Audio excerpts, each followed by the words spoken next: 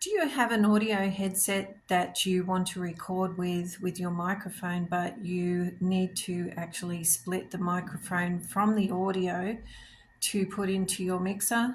Well, today we're going to do the cable work to do that so that you can split those sounds and also that you can have the cabling right so you're not using too much phantom power from your mixer.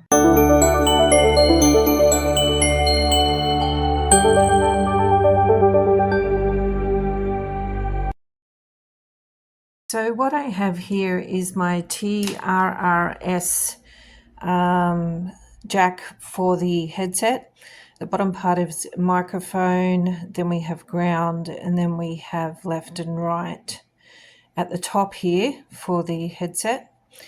And this is unbalanced because the active ones, the ground's obviously not sending a signal, but the top two are and the microphone is. So it's an unbalanced signal. And for the best quality sound, I want to send a balanced signal into the mixer. And I also want to separate audio and microphone. So what I've done is I've connected this to a female splitter 3.5mm cable. The red one is the microphone and the black one is the audio, and we have a TRRS. So we've got the positive minus and then we've got the ground there. So basically we need to plug this into here.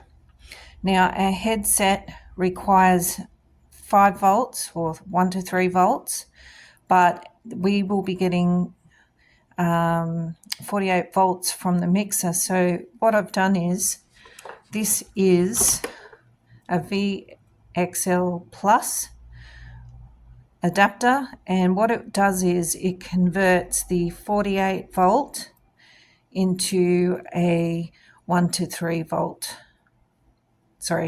48 volt into 1 to 3 volt. So